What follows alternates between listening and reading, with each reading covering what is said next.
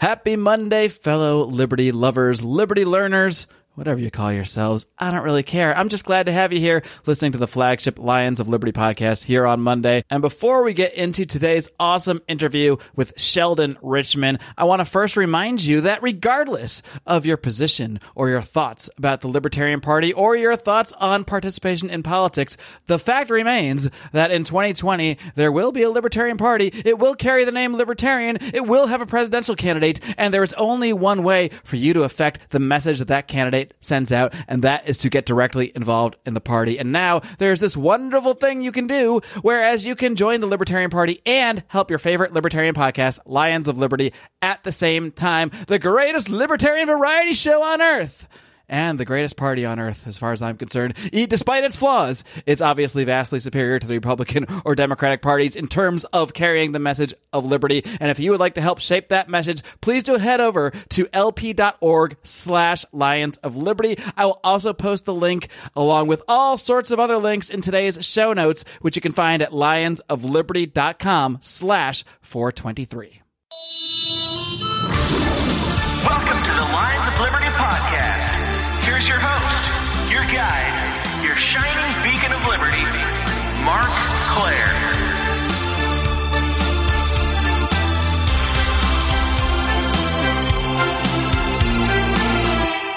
All right, and today's guest is just one of those guests that I thought to myself, my God, how have I not had this person on the show yet? And we're going to be correcting that today, my friends. He is the executive editor of the Libertarian Institute, and he is the author of several books, including most recently having published the book through the Libertarian Institute called Coming to Palestine, a collection of essays from over 30 years of writing on the Israeli-Palestinian conflict. I'm so very pleased to welcome Mr. Sheldon Richman. Sheldon, are you ready to roar? I am indeed. Excellent and wonderful. And because it's your first time here, before we do a deep dive on the Palestine issue, I want to do a little bit of a deep dive on yourself and how you first came in to libertarian ideas. How did you first find out about all this wacky libertarian stuff, and how did you come down the path of being such a passionate advocate for individual rights and the ideas of liberty? I'll be glad to go through that quickly. My story is actually very similar, I think, to other libertarians of my generation. I was a baby boomer, born in 1949, so it gives you an idea of how far back I go. So my political awakening occurs in 1964 with the presidential campaign of Barry Goldwater.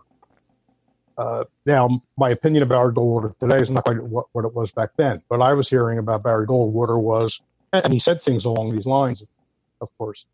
He talked about individual liberty and limited government and free markets and things of that nature. Foreign policy I wasn't paying too much attention to. That came a little bit later. Of course, it was Cold War days, although Vietnam hadn't yet gotten into full swing.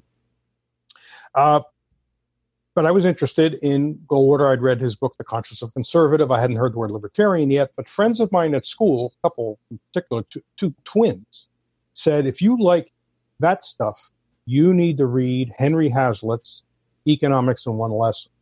And so I found that book, and then they said, you also need to get your name on the mailing list of the Foundation for Economic Education. It won't cost you any money, but once you're on the list, you'll be on the list forever, and they'll send you stuff, including their free monthly magazine called The Freeman. A little aside here, many years later, I became the editor of The Freeman, was the editor for 15 years, beginning in the late 90s and then into the new century. Okay, from there, someone says, well, you got to read Atlas Shrugged. Ayn Rand's Atlas Shrugged. And I think I read The Fountainhead first, then I read Atlas Shrugged, and then just one thing leads to another. Someone says, hey, have you ever heard of Murray Rothbard? Who's Murray Rothbard? Well, he's an anarchist. Anarchism, that sounds a little crazy. Start to read Murray Rothbard. And meanwhile, I'm associating with libertarians. I was in Philadelphia. There was a pretty hot center of libertarian activity. We had recently broken from Young Americans for Freedom, which was, William Buckley's.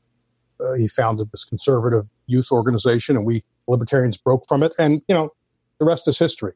You read Bastiat, you read all these people. And then it wasn't very long before I realized I was a libertarian, not a conservative, and I shed any association with the right wing. Can you talk a little bit more about that split since you were sort of, there for it? I know a little bit about it, but. Well, I was there. I was at the famous 1969 convention in St. Louis. I took a charter. We took a chartered bus, a whole bunch of us, like 19 hours from Philadelphia. It was quite fun. I met Carl Hess for the first time. I don't know if your audience is familiar with Carl Hess. They should look him up. He was a speechwriter for Barry Goldwater, but he wasn't yet a libertarian. Still considered himself conservative. Wrote a book after that campaign called In a Cause That Will Triumph. But after a stint as an editor at Newsweek, he became a full-blown individualist, libertarian, anarchist, and co-edited with Murray Rothbard's monthly newsletter, the Libertarian Forum, which came out for a very long time. YAF was an organization I said founded at William Buckley's estate in Sharon, Connecticut. He was kind of the godfather of it, and had been going on for some time by the time we got to 1968, 69, when I was coming into such things. There was, though, a growing libertarian caucus. That was the term we used. And there were various encounters. We weren't really large enough yet. But when we got to the 69 National Convention, where there was an election for the chairman of the organization and a board of directors, the Libertarians fielded a slate of candidates for the board of directors. They didn't challenge the chairmanship. They went ahead with the chairman, but we did field our own candidates for the board. Well, we were greeted very badly by the conservatives, who became known as the trads for traditionalists. I mean, as we would walk through the hotel with our T-shirts or whatnot on, they were yelling things like "lazy fairies," obviously a play on laissez-faire, because we cared about laissez-faire. How original! We talked a lot about laissez-faire. One libertarian burned his draft card and was pounced on by some of the trads, and our slate of candidates got destroyed. We didn't elect anyone. However, it was a very moving situation for libertarians. Carl Hess was there. I met lots of hardcore libertarians. Rothbard stayed in New York. He didn't go to St. Louis, and he put out a special issue of his newsletter saying, listen, YAF. And he told the libertarians, get out of that organization. You're not going to take it over. There's no hope. And he was right. So we some of us set up, the ones that were oriented to Pennsylvania and Philadelphia, set up the Society for Individual Liberty, which later joined with the Libertarian International and became the International Society for Individual Liberty, ISIL, which I think still exists. I don't hear that much about it lately, but they would put on conferences around the world. And just things went from there. That's how that happened. What was the biggest difference that you guys had with, I guess, the more conservative section of that movement? Was it like foreign policy, or what was the really crux of the split? Well, they cared more about, it seemed to me, more about foreign policy than domestic policy. Now, there were some people who were very good on domestic policy. I mean, they weren't as hardcore, I don't think, as we were, but they liked the free market, and they didn't like all the regulation and stuff like that. And there were some good economists speaking at that convention. Harold Demsetz, I believe, spoke there. Was a good free market guy. But they really cared about the Cold War. They thought it was like a holy war against communism. It was always interesting with YAF, because they would have, when they were putting their platform together, they issued a platform every other year or whatever.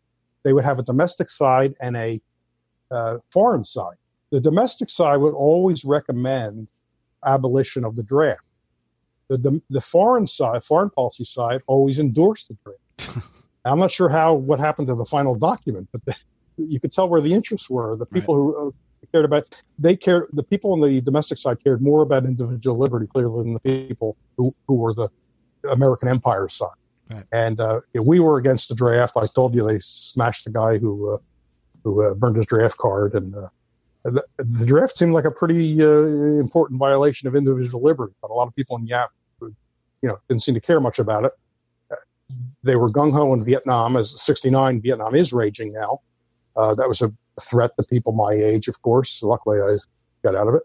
I got out of it legally. So I guess I don't qualify as a draft dodger, just a draft debater. But I'm proud of that. As it should be. They were all gung-ho about Vietnam, and most of us libertarians said it's not just a mistake; it's a criminal war. It always drives me crazy when people make this claim, like, "Oh, the Iraq War was just such a mistake," or when they refer to any war as just, "Oh, this mistake," like oopsie whoopsie, I kind of tripped and I fell and I spilled some milk. Like, no, these are criminal acts on the largest scale imaginable, and we should call them what they are, not act like they're little oopsie daisies. No, that's right. That's something Noam Chomsky, who's not a libertarian, is on the left and has a theory of economics that I don't agree with at all. But he always said that he was able to get into the New York Review of Books to write over the years until he said Vietnam was not a mistake, but a criminal enterprise. At that point, you're sort of beyond the pale. It's maybe a little different these days. I think in light of Iraq, you can talk about it being criminal. They'll still get you excluded from some polite, some cocktail parties, but you can say that with less consequence today. Right. Well, on the subject of foreign policy, why don't we kind of shift gears over and talk about the Palestine issue? And, like I said at the top, this book was compiled from over, I believe, 30 or so years of your writing on this subject. Right. So I'm kind of curious, how did you first take interest in the Israeli-Palestine issue? Well, I explain that at length in the book, so I'll give you a very brief account of that. Just give us a teaser, and then they'll go to the book for the real story. I should talk a little bit about my own background, because I think it's relevant, and I think people who listen to speakers on this will often wonder that, which is fine. But in my view, anybody has a right to talk about this issue and criticize it. People can probably tell from the title that it's not exactly a pro-Israel book, because of the word Palestine's there, but not Israel. In my view, anybody, no matter what their own background is, should be able to voice an opinion. Certainly people of good faith should be able to voice their opinion. Nobody has any special rights in this area. Nevertheless, my background is Jewish, Philadelphia, middle class America, conservative Jewish, which means sort of that middle position, not Orthodox and not real Reform, which, got a lot of tossed out a lot of the tradition in trying to modernize. It's that more moderate center, which is known as conservative Judaism. And grew up in a very pro-Israel family. Now, not in the sense of we were planning to move there. My parents had no interest in moving there. Although the call of the Zionist project originally was for Jews all Jews, to move to Israel. Maybe they would say a few should stay behind for fundraising and stuff like that. But essentially, it was supposed to be the home state, right? The home state of the Jewish people worldwide. So everybody was really supposed to go. My parents, they loved America. They did, fairly well in America. And this was true of my whole family. They had no interest in moving. But that's all I heard growing up. I went to Hebrew school to learn Jewish history and I had to prepare for my bar mitzvah. I mean, all that. So I absorbed that and was not, you hear about some kids who at 14, 15, 16 are beginning to question all this stuff, their parents' religion and everything. I was not that precocious. It took me a little longer. So all through that time, I was kind of on with the program, except I heard one dissenting voice, especially around 1967. And that was my grandfather, my father's father, who was from, as we put it, the old country, right? He was Lithuanian, Orthodox. Now, he was Orthodox, not Orthodox in the sense that he wore the black clothing, the long coats. It was a more modern Orthodox, certainly. I don't know if it was an American take on it, but he was very religious, very tolerant too. I hear him in 1967, which of course there's the big war, right? The big war. It wasn't that many days, but it was a major war in 67 where Israel takes what we call the occupied territories today, the West Bank, the Gaza Strip, and Golan Heights. We go to see him on a Saturday afternoon, Jewish Sabbath, Saturday, Shabbat we called it, Shabbos, and he's railing against, that's a bad pun, I was going to say he's railing. He's like fuming at Israel. It's in the news. He watches TV, he's watching the news. And my mother and father are saying, what are you going on? What's going on there? They defended themselves. It was a miracle against all these Arab countries. They defeated them quickly. Isn't that wonderful? American Jews were feeling their oats. It's fantastic. Sort of vicarious, like we're strong. Not that they were anywhere near the place. American Jews were safe in America, but they were feeling good about it. My grandfather was saying, and this is going to sound harsh, but it's my grandfather. The Jews are the cause of the troubles over there. And my father was saying, what the heck are you talking about? Now, he was so this is the first dissenting voice I heard, and I didn't pay enough attention. It was only about 16. I should have been asking questions. 16 is not that young. I should have been asking questions. I don't know why I didn't ask more questions. Anyway, I won't go into all that. I'll leave that for people to read. It was another 10 years or more that I was at libertarian lectures, about the history of imperialism, British imperialism, French, Dutch, imperialism in general, not imperialism in general, not just about the Middle East, where I start hearing details about how the imperial powers treated the subject populations, and one of them does talk about Britain and Palestine after World War I, how and through World War I, how the machinations enabled Britain to get control of that area, even though the Arabs had been promised independence. They were lied to by the Brits. I mean, people may know this story. I go into it in some detail.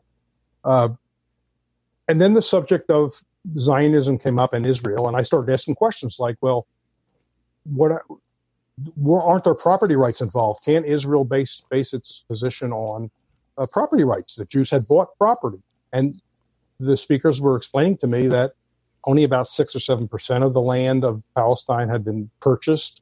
So even a lot of those purchases are questionable because they were bought from feudal landlords, and they kicked the new owners would then kick off the people who had been working that land along with their families for, centuries and centuries, over 1,000 years, because they would buy it from some rich feudal landlord who got it from some political authority as a favor.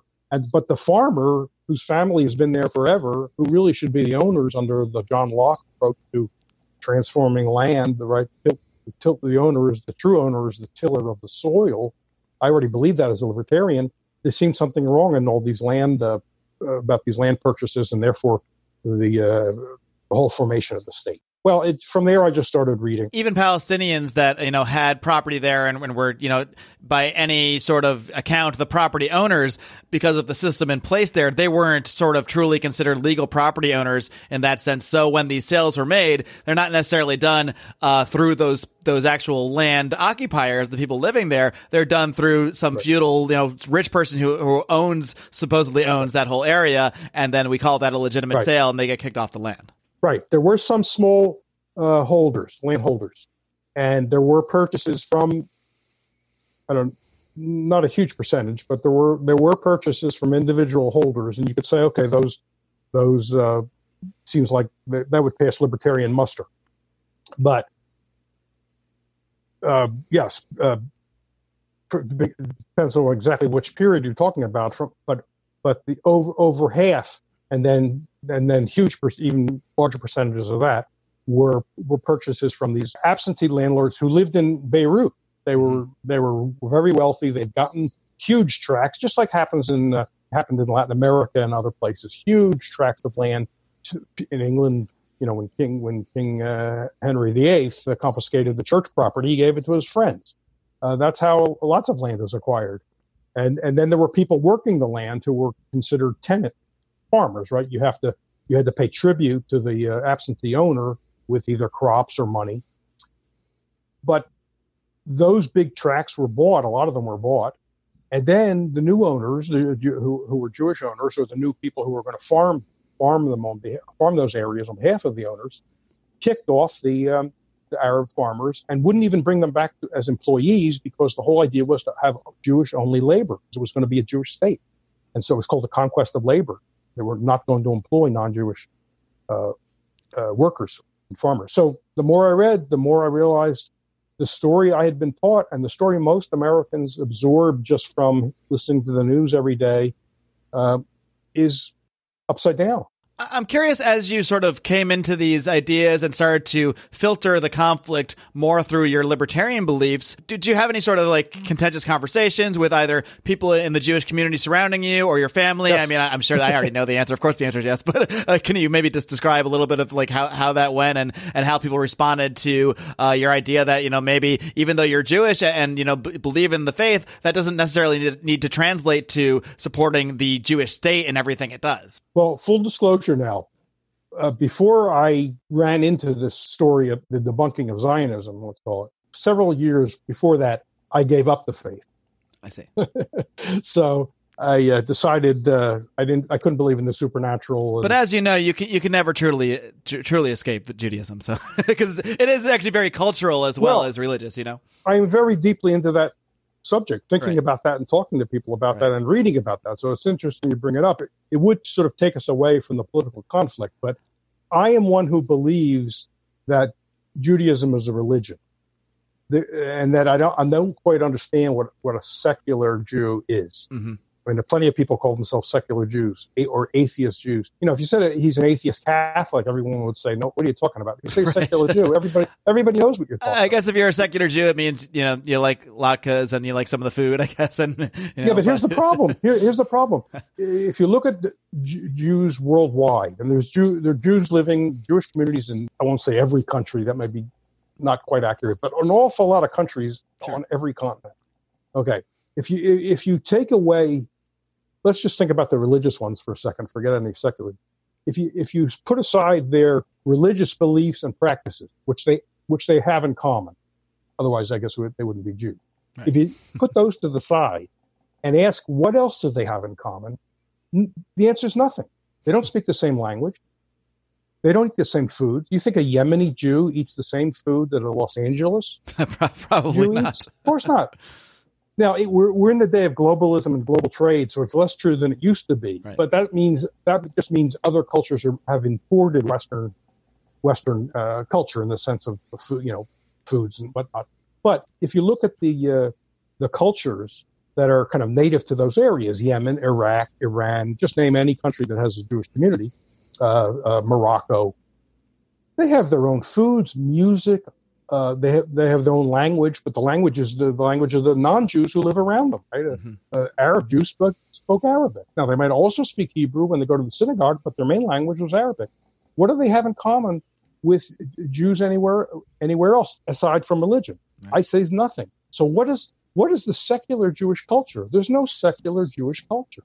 So, like I said, it's a whole other subject. I'll be happy to talk about it, but it would eat up the time, and you wouldn't have the time for the political conflict. I love going in different direction on this show, so I'm totally happy for you to do that. I love to talk about this. I'm a big fan of a book by Shlomo Sand, who's an Israeli retired professor of European history at the university, a very well-credentialed guy, and he's written a trilogy of books, which are the intriguing titles: The Invention of the Jewish People, The Invention of the Land of Israel, and How I Stopped Being a Jew.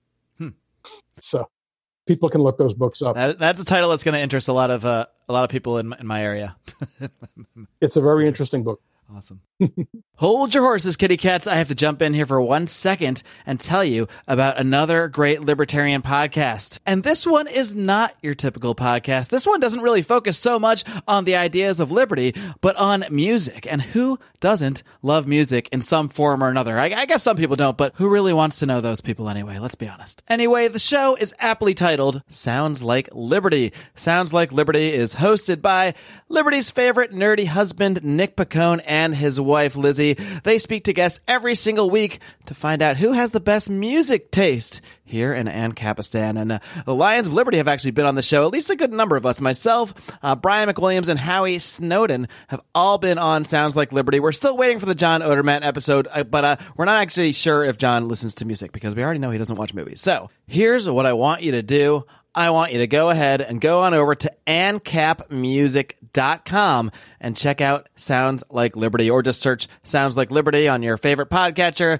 That's all I do. I stick completely to the podcatchers, but Sounds Like Liberty is an excellent show and really does a great job of merging culture, music, and liberty together. I highly recommend this program. If that wasn't enough, the show is co-hosted by an African-American female ANCAP. I mean, what more could you ask for? And by the way, Nick did tell me to say that in the ads.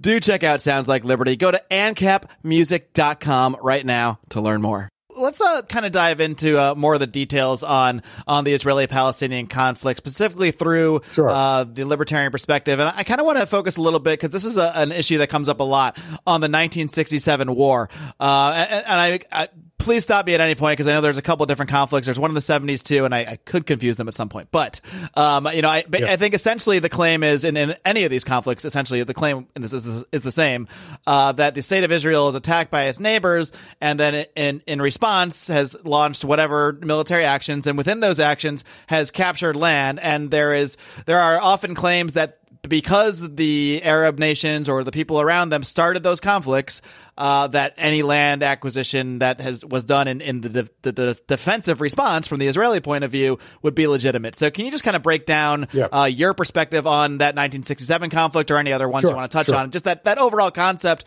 of the claim that these wars are done in self-defense, and that any lands claimed are sort of done in the same vein. We're leapfrogging, of course, over the 1948 war after Israel declared independence. You feel free to start there then. Take me on the journey. And I was going to say we could jump back to that. Whatever way makes the most sense for you to explain it. And obviously, these are complex, long stories, so I will try to keep it not so complex without oversimplifying in an unjustified way. You're going to have some oversimplification. People have written huge volumes about this, so you know the limitations. Right. But okay, in 1948, May. Well, it's not quite Israel yet, because it was going to declare its independence. So the moment before the declaration, it wasn't Israel. So the Zionist government in waiting declared independence as the state of Israel. Now, it used as its authority the UN Security General Assembly Resolution 181 from 6 months earlier, November of 1947. Now, 1947. World War II ends in 1945. The UN is a very young organization, really just getting its bearings. One of the first things it did was deal with the Palestine issue. Because to jump back even further, ever since the end of World War I, Britain was managing Palestine. It was known under the League of Nations rules as a mandate. In other words, a colony. The theory was, we're going to get it ready for independence. These are basically children, and we have to wait until they're mature and have earned the right and the maturity to govern themselves. That was they'll start in a colony preschool, and then they'll grow up, and then they can be a regular state that violates rights in normal ways. Essentially, a colony. It was, but by having the League of Nations and the British running Palestine, and they also colonized Syria, Lebanon, Iraq, Jordan, but in those days it was known as Transjordan. Essentially, everywhere that we have problems today can be traced back to this. But not Saudi Arabia, because Saudi Arabia, they didn't understand the oil potential of Saudi Arabia, so they pretty much said, "Okay, House of Saud, that was a family, right? Saud family, you can have this. You can be pretty much independent." Because they thought it was a worthless desert, where they got that wrong. But anyway, as far as what's known as the Levant, those other countries I named is known as the Levant. Right? That was all under the French or British control after World War I. By doing that, of course, they broke their promise to the British broke their promise to the Arabs, because the Arabs said the British said to the Arabs during World War I, revolt against the Germans. I got that wrong. They said to the Arabs, revolt against your Ottoman Turkish overlords who were allies of Germany in World War I. Revolt against them, disrupt the war effort, and which will help Britain, because Britain wasn't a sure thing that Britain was going to win that war. This is where Lawrence of Arabia comes in, right? He's the emissary, really. If you do that, you revolt against the Turks and help disrupt their war effort, we'll give you independence in the land of the Arabs. I just have to say, it strikes me just hearing this how similar this is to just our current foreign policy. I mean, it's really amazing. Yeah, right. So they probably knew, the Arabs probably knew they shouldn't believe the British, but on the other hand, I guess they figured, what do we have to lose? Right. We're living under an empire now anyway. Now, but maybe they will keep the promise. So I knew that. I'm sure they didn't really believe the British. Who'd believe the British on something like that at that point? Anyway, so they went along and they did disrupt. they gave the Turks a lot of headaches, which and blew up railroads and really did help Britain win the war. At the same time, though, in 1917, the British government issues the Balfour Declaration, which is a letter written by one of the Rothschilds, who's a very prominent Jewish philanthropist and banker, very prominent in England, saying that His Majesty's government looks with favor on the establishment of a Jewish national home in Palestine. That's what the Zionist movement had been working for as a first step. It didn't say state. It was very vague. What's exactly a Jewish national home in Palestine? But there was also language saying, and this should not in any way prejudice the rights of the non-Jewish communities in Palestine. I like how they refer to the supermajority Arabs and Muslims, Christians as the non-Jewish communities, right, or of Jews living in other countries. So put in that sort of hedging language. Don't worry, this isn't going to disrupt anybody's rights anywhere. We just are going to recognize a national home. Anyway, after the war, the British, because of the U.S., wins the war, which means the Turks are not, the Turkish Empire falls apart, and Britain, like I say, Britain and France then now control the Levant, this key large area of the Middle East. Now, we have the Zionist movement is helping to move Jews there. They're buying this land, but they're also evicting Arab tenant farmers and just Arab employees who working for farmers off the land that their families had been working for. We're talking about a very long time, well over 1,000 years. And there's a whole other story where a lot of these people that we call Palestinians actually can have ancestors who go back to the land of Canaan, right before it was even settled by Hebrews. Right. So they have very, very deep roots in the land. People we call Palestinians, both the Christians and the Muslims, because people converted over the many years. Anyway, so Jews are coming in. The British are allowing immigration for a while, but then things begin to get dicey. The Arabs are beginning to, the people thrown off their land, and other people who care about them are beginning to resist. And there's some violence. Much of it I will not defend. If there are riots and killing of indiscriminate Jews, that's a very bad thing. But I'm looking at now root causes. The root cause is that this group is coming in talking about a state. And even if the Balfour Declaration didn't use the word state, Zionist organizations were talking about a state in the whole area. And so people were getting nervous. And it seems to me they were justified in being nervous. Then we have World War II. Let's skip over World War II.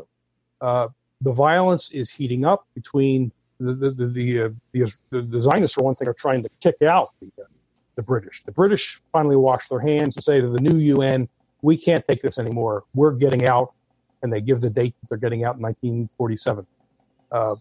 No, 1948, like May 15th, 1948. They tell the UN, you handle this.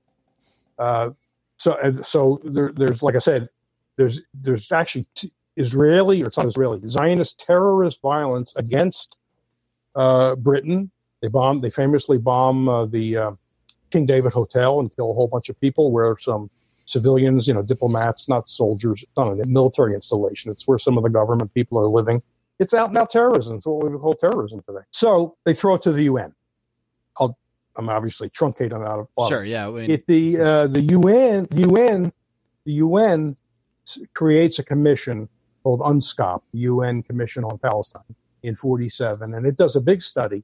And it says, what we need to do? We recommend that we partition Palestine into a Jewish state and an Arab state. Now, they didn't consult the Arabs. They didn't even talk to the Arabs. They're getting plenty of feedback from the Zionist organization, which was very well funded, well organized. You've got to give it credit, and had a lot of support in America and from British Jewish community in Britain and other places. A lot of support from the West. The Arabs weren't getting much support from the West. The UN General Assembly then votes on the 29th of November, 1947, a famous moment. They vote on this resolution. 33-13. It passes. The U.S. votes for it. The Soviet Union votes for it. And they pushed it hard, the two of them. They leaned on member states to vote. They got representatives to change their votes, promising aid and all kinds of things. Between blackmail and bribery, they got enough votes. There were about 10 abstentions. So it passes. Now, what passed exactly? Because if you hear about this story today, and it's told very often, you'll hear that the UN partitioned Palestine into a Jewish state and a Arab state, or Palestinian state. It means Muslim Christian. Small minority Christians, mostly Muslim. But that's not true. The UN did not partition, neither the General Assembly nor the Security Council partition Palestine. Because, first of all, the UN and its bylaws has no power to partition territory and to give some territory to a minority group or a group within that area. There's no power to do that. But even its own language of the resolution showed that it was a recommendation of partition. It was a recommendation to Britain and the other member states. In other words, the UN was not saying, we hereby partition Palestine into a Jewish state and then an Arab state. It simply said, we recommend to the members that maybe this is a solution to the problem, because there was violence, like I said, going on. Then it told the Security Council, the UN told the Security Council that you should be ready to use force in case to forestall violence. But as other people were pointing out at the time, including the Americans at the time at the UN had no power to do this, no power to partition anything, no power to force any kind of solution on an unwilling party. Like I said, the Arabs opposed the resolution from the very beginning. They said we don't accept this. So it was an unwilling party. UN had no power to impose anything on an unwilling party, and the UN Security Council under the bylaws has no power to use force, to put together a force, except, and I'm not saying I like this language, but I'm just talking about what is in the bylaws. Mm-hmm. The UN does have the authority to put together a force to prevent a threat to international peace. Well, this was not a threat to international peace. Even if the Jews and the Arabs were fighting among each other, it wasn't a threat. It didn't have to be a threat to international peace. Right. It could have been a local threat to peace there. But as many people pointed out, it's the UN action that was inciting the war. By doing the partition, they were creating the conditions for war. So the UN can't create the conditions for war and then say, hey, we're going in to stop war that it itself created. So the whole thing is a myth. Okay, the UN did not create the UN. Nevertheless, in 6 months later, after that resolution, Israel declared independence, citing Resolution 181 as its authority. So it cited bogus authority because that was not authority. You look like you want to get a question in. No, I was just thinking. So there is really a disconnect, because I had always thought that it was that way too. That the UN declared basically that this is the Jewish state now, and I never really heard that take on it before. That this was basically there's a disconnect there between the resolution and then the actions that were taken after that. Even though they did make that direct connection in their declaration. Even after they voted on the resolution, the General Assembly created what they call an ad hoc committee on Palestine to look into it further, because they realized things weren't exactly going smoothly. The Arabs rejected it. And so they create this ad hoc committee to keep looking at it. And the ad hoc committee releases a report saying the UN has no authority to create states or to divide territories. Zero authority. Or to put an army together to enforce it. Or to implement, and the Security Council has no power to implement it. They kept saying that people would say to the Security Council, would pass language saying it's your Security Council, it's your job to implement this partition. And the General Assembly's own ad hoc committee said there's no power to implement a recommendation, especially by force, where one of the parties doesn't agree. So the whole thing was any authority in law, even if you would take UN law seriously, UN bylaws seriously. So then what happened from there in 1948 that led to that first full scale conflict in terms of I mean, obviously every side is going to show it differently. The Israeli state is going to say, all we did was form a state and then we were attacked. And then the other side is probably going to say, well, they formed a state saying that it wasn't ours anymore. So then that's how that conflict started. So the mainline story is that Israel declared independence, and then the surrounding Arab countries, intent on driving them into the sea because they're hateful anti-Semites, pounced. That's not how it happened. You're going to be surprised to hear me say. That's not how it happened. Because well before, first of all, as I said, the Zionist organizations and Zionist land controllers were kicking Arabs off their land since 1901. It has been going on a long time. In 1947, this accelerates, and they drive off hundreds of thousands of people from their land and out of the area that was under the partition would have gone to the Jewish part of the population. By the way, they were only 1/3 of the population, but they were going to get about 57% of the land and some of the best, most arable land. The supermajority, 2/3 Arabs, were going to get the remainder. So it looks kind of odd to begin with, right? Why does 1/3 get 57% of the best land while the 2/3 gets the remainder? So the Palestinians are not very happy about what's going on. By the time the 1948 war ended, 750,000 Palestinian Arabs, Arab Muslims, and smaller number of Christians had been driven off their land and out of the Jewish part of the now Jewish part of Palestine. 750,000. But more than half of that, or about half of that, were driven out before the 1948 Declaration of Independence. So it was well before any kind of war. The point is, the Arab nations were not united, and they had no taste for going to war against Israel. They were very, very reluctant, and they end up, because they're being urged by the horror that's happening to the Palestinians, which they call the Nakba, the catastrophe, and their own populations, they're finally shamed into taking some action. Reluctantly, they weren't well organized. They didn't have the organization or the arms or the spare parts that the Zionists had because they had so much Western help, not necessarily from governments, but private Western help.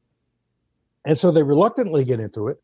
Most of the fighting occurs in what was under the partition idea, supposed to be the Palestinian side, right? Or the Palestinian parts of the territory. Very little of the fighting was what would become Israel. So it was not an attempt to crush the newly declared independent state of Israel. That's just wrong. And then just to put one more interesting fact on top of all this, the Israelis, they weren't Israelis yet, of course. The Zionists were secretly negotiating with the king of Jordan, what was called Transjordan, right? Its next door neighbor. They had made secret negotiations. There's a very good book about this. I'll discuss it in my book, where they say to the king of Jordan, look, you take what we today call the West Bank. It's because it's the West Bank of the Jordan River. You take the West Bank, which would put Jordan now on both sides of the River Jordan. You take the West Bank because you don't want a Palestinian state and we don't want a Palestinian state. The king of Jordan, he wanted to be the king of all Arabs. So he didn't want a new Palestinian state set up. He wanted it. So the Israelis, it was more maybe than the Israelis could swallow at that stage in 1948. That's still pretty early.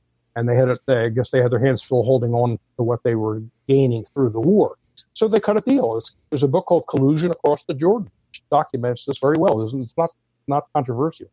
So that's why the West Bank was in Jordan's hands. Now we come to 1967, let's say.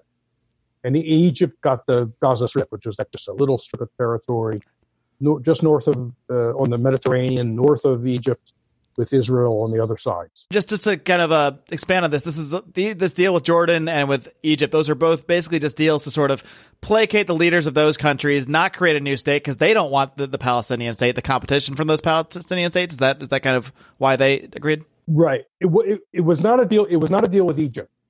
Gaza was not the subject of a deal with Egypt. The U.S. Israel in the 50s had made military incursions into Gaza and attacked Egypt also. So Egypt was not going to be dealing at that point with Israel. And so they just, I think, grabbed and held that territory. They never annexed it. The deal was with the king of Jordan, the current king is Abdullah it was his great grandfather, also named Abdullah, who was the king that Israel, or the future Israel, cut a deal with to make sure there was no Palestinian state. I think Israel's plan was, or certainly some of the planners, the rulers, was that they'd get that land someday. They don't need to. Some of them were very pragmatic and said, "Look, let's get our foot in the door. Let's take a partition." Look, a lot of the Zionists thought they shouldn't have to partition it. They wanted the whole thing, and even more than that, they wanted Syria and Lebanon, and they wanted Jordan. They claimed that was really part of historic Palestine. So you have different factions within Zionism. Some were pragmatic, some more zealous and ideological, saying, "No, we want everything now." And others saying, "Wait a second, we're not going to get everything now. Let's take what we can get, and we'll work from there." When this is an important point, when Israel declared its independence in 1948, it did not declare its border because they wanted that open-ended. They knew that the borders were not being settled by the UN recommendation, and they were right. So now we get to 1967. So the mainline story on 1967 is Israel's minding its own business, being peaceful, and they're attacked by Egypt, Syria, and Jordan.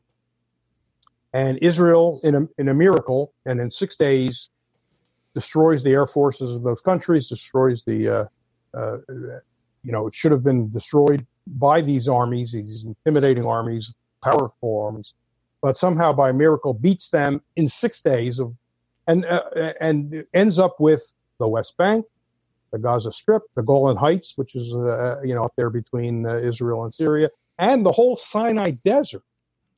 The whole Sinai Desert, which was Egyptian territory, that big desert. That's a lot. For 6 days, that's not bad. That's not a bad 6 It's a productive 6 days for sure. And then on the seventh day, you rest. Right? That's how it goes. Okay, that's not how it really happened either. Again, you'll be surprised to hear me say. I hate to keep shocking you, but that's not how it goes. And there's lots of, and look, this is well documented. Many Israeli politicians and military leaders, when they write their memoirs or when their diaries get published, say that was not a defensive war. The Arabs had no intention of attacking us. Egypt, which was the leading, most powerful of those countries back then, and Nasser was the president of an authoritarian. I'm not a fan of Nasser's of Egypt. They say we were never in danger. Our existence was never in danger. And there are lots of telling objective facts. At this time, key Israeli officials, like the foreign minister, are in Washington D.C. Now, if they were getting intelligence saying we're going to get attacked by all the Arab neighbors, are going to kill us, and Israel always has had famously excellent intelligence, right? We know that. They wouldn't have had their foreign minister on June 5th. The war starts June 6th. On June 5th in Washington. Seems like interesting timing. Nasser, on the other hand, is involved. Nasser, and what were they doing? The evidence is that they were looking for a green light to attack the Arabs. They were asking Lyndon Johnson and his Secretary of State, Dean Rusk, whether can we have a green light to attack.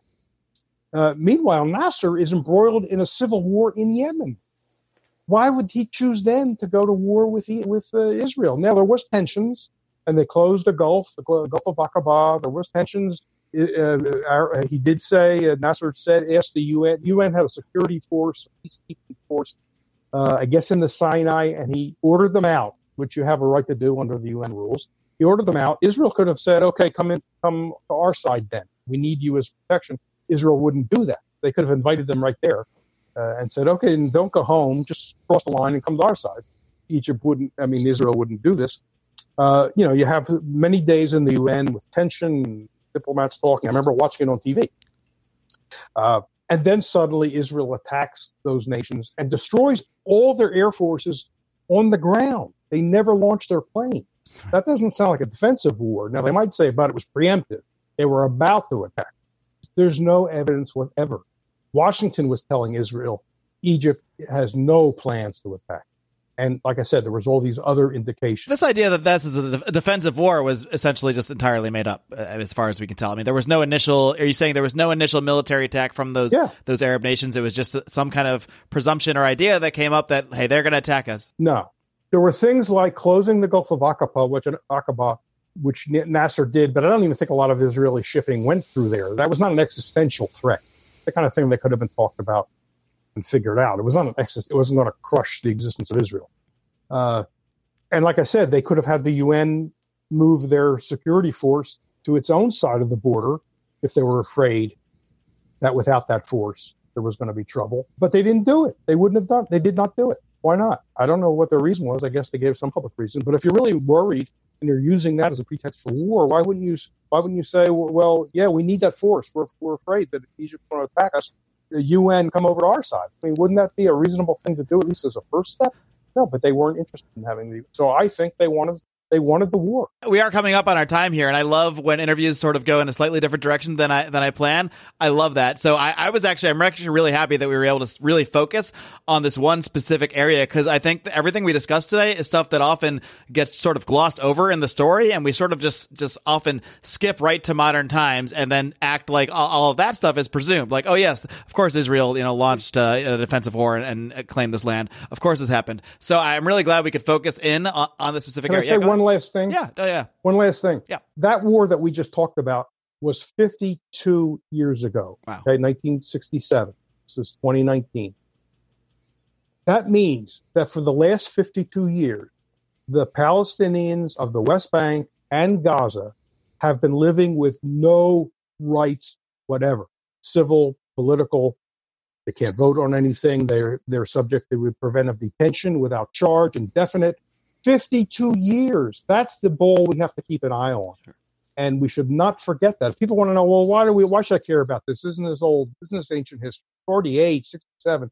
Today, people are living 52 years without rights.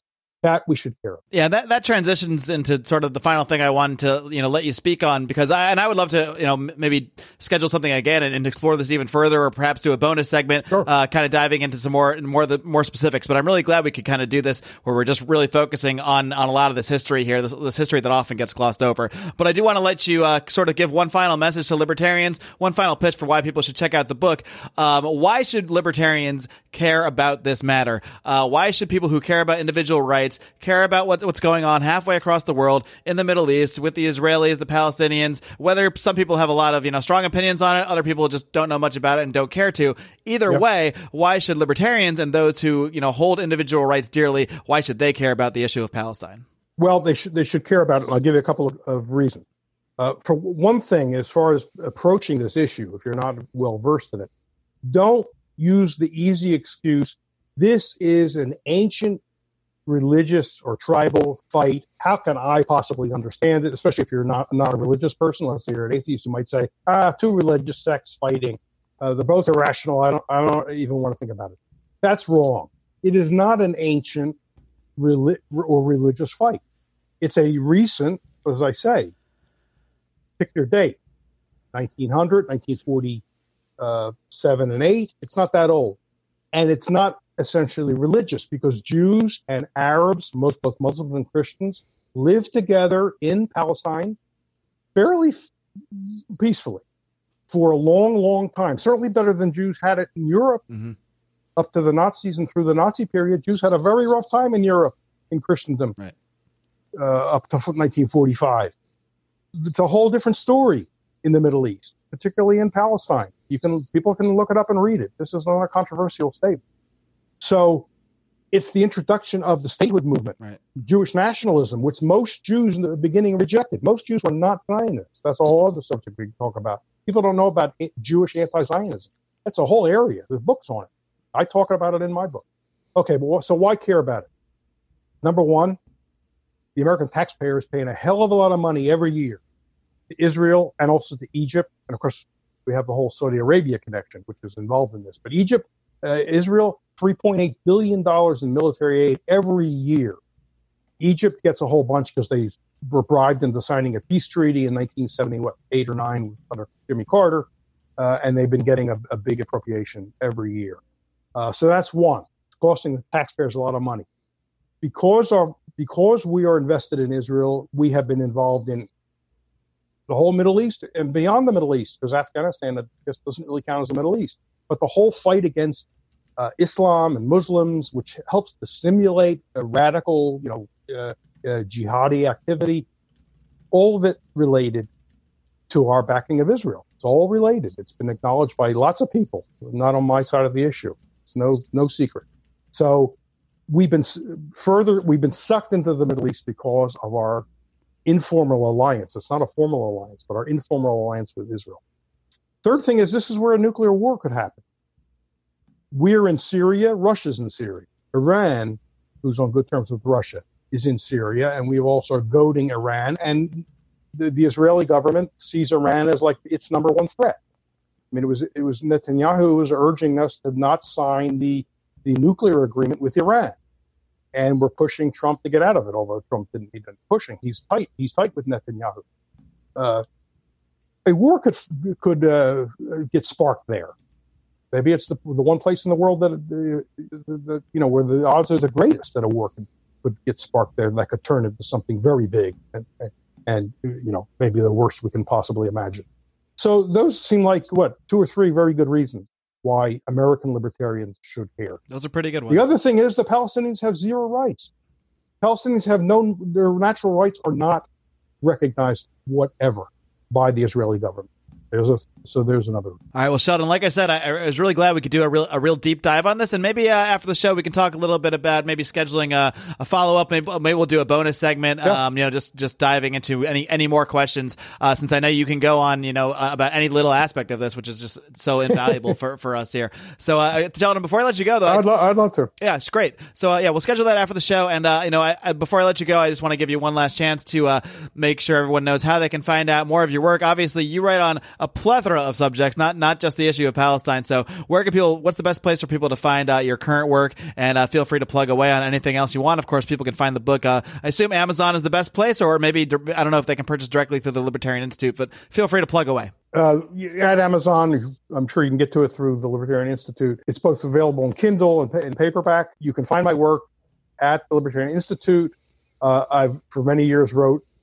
I was the editor of the Freeman, so I have a whole lot of stuff up at the Foundation for Economic Education, which is fee.org. Libertarian Institute is libertarianinstitute.org. I've written for a very long time for the Future of Freedom Foundation, so you can find my articles there. I worked for the Cato Institute also at one time, so I have some there, including a long paper about U.S. intervention in the Middle East since World War II. So I'm scattered. Just Google me, and you'll find me in all those different places. I also have a blog called Free Association, sheldonrichman.com. The blog is called Free Association, and that always has links to my articles. So if you don't see them anywhere else, you'll find at least links to the articles, if not the whole article, at the blog. All right, Sheldon Richman, well, thanks so much for coming on. Keep up the great work. I know you will, of course. Keep on roaring. Pleasure.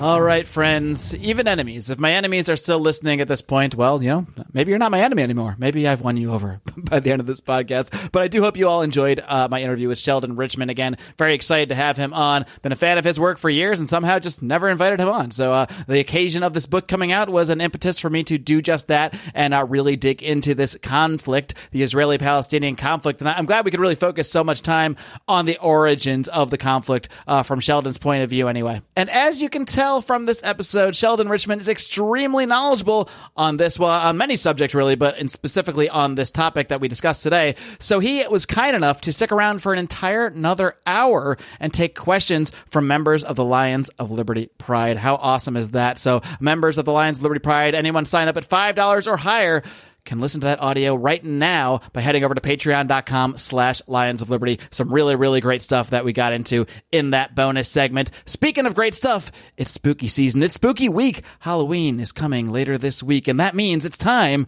for our annual Halloween special. And this year it will be airing this coming Wednesday on Electric Liberty Land. It's very appropriate, I think, for our Halloween special to air on Brian's show because it is always full of ridiculousness, nonsense, and a whole bunch of surprises. So you got to tune in to Wednesday's show, Electric Liberty Land with Brian, this and every other Wednesday, along with John Odermatt and his hard-hitting and inspiring look at the broken criminal justice system, which airs this and every single Friday on Felony Friday. And along with this show every single Monday, the flagship Lions of Liberty podcast, we combine our Liberty might to comprise the original Libertarian variety show, the greatest Libertarian variety show on earth, the Lions of Liberty, roaring at you 3 days a week. That's why you got to hit that subscribe button to make sure you don't miss a thing. You get 3 episodes every week, free of charge. And if you'd like to be charged, that's okay too. You can donate cryptocurrency at lionsofliberty.com/donate. You can donate via PayPal at paypal.me/lionsofliberty. And of course, if you want to be a reoccurring patron of this program, the lifeblood of this show, you can join the Lions of Liberty Pride by heading over to Patreon at patreon.com/Lions of Liberty. Every little bit helps, but what helps even more than financial contributions are sharing the show, telling your friends and family about it, and continuing to show up each and every week. If you continue to show up each and every week, we will also do the same because, well, it seems like a fair deal, right? Everybody wins. Until next time, my friends, it's been a blast until this Wednesday on our spooky, spooky, scary Halloween special on Electric Liberty Land. I only have one final message for you, and that is to live long and live free.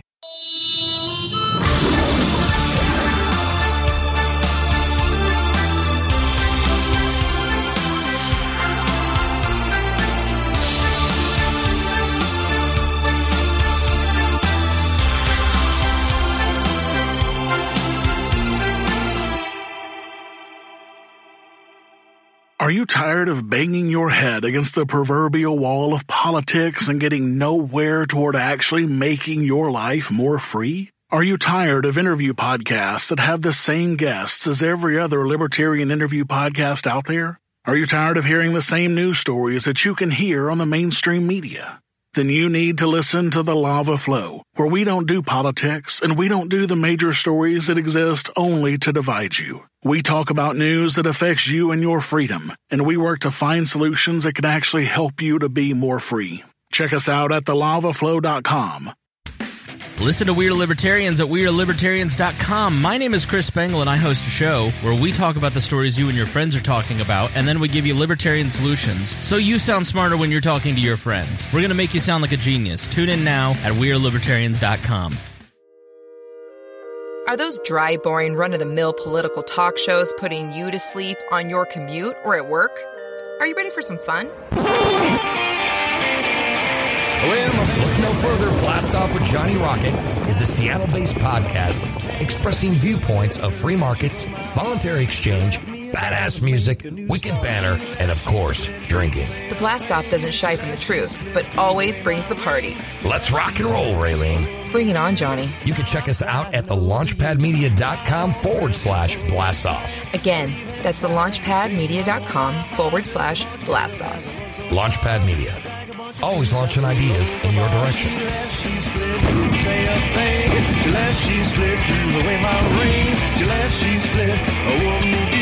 And now I'm crying over you.